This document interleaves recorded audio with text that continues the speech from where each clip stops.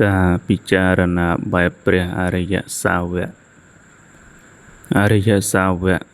អ្នកបានសេពគប់សប្បុរសបានស្ដាប់ធម៌របស់សប្បុរសរមែងមានសេចក្តីយល់ដឹងបានច្រើនលោកគិតបានវែងឆ្ងាយពិចារណាបែបទូលាយថាចរិយធម៌ជាទីធម៌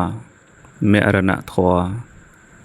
មិនមែនមានតែអាត្មាអញម្នាក់ឯងទេមានគ្រប់សពសត្វទូទៅទាំងអស់គ្រប់ទីកន្លែងទាំងអស់គ្រប់កាលទាំងអស់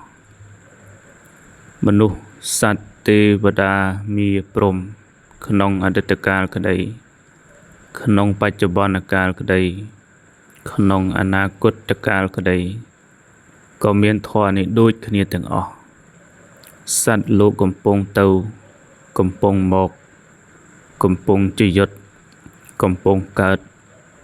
សុទ្ធតែមានធម៌នេះដូចគ្នាទាំងអស់នេះជាច្បាប់របស់ធម្មជាតិ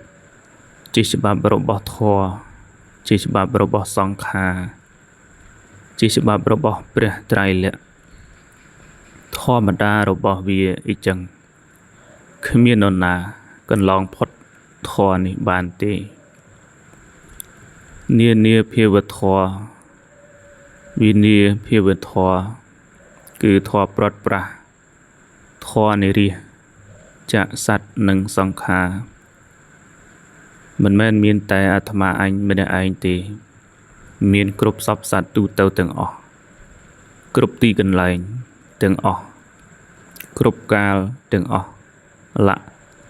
នេះជាច្បាប់របស់ធម្មជាតិជាច្បាប់របស់ធម៌ជាច្បាប់របស់សង្ខារជាច្បាប់របស់ព្រះត្រៃលក្ខណ៍ធម្មតារបស់វាអីចឹងគ្មាននរណាកន្លងផុតធម៌នេះបានទេអរិយសាវកតែងពិចារណារឿយថាកម្មជារបស់ខ្លួន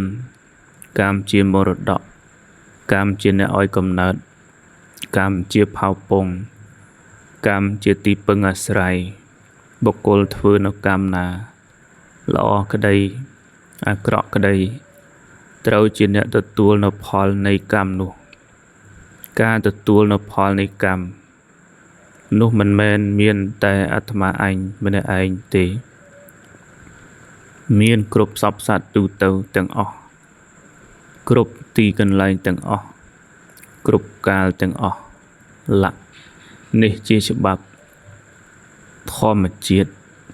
ជាច្បាប់របស់ធម៌ជាច្បាប់របស់កម្មធម្មតារបស់វាអីចឹងគ្មាននរណាកន្លងផុតច្បាប់របស់កម្មបានទេអរិយសាវកកាលបានពិចារណាធម៌5ប្រការនេះរឿយអបមាទសេចក្តីមិនប្រមាទកើតឡើងហេរិសេចក្តីខ្មាស់បាបនិងឧត្តបៈសេចក្តីខ្លាចបាបកើតឡើងបន្ទាប់មកសិលកើតឡើងសមាធិ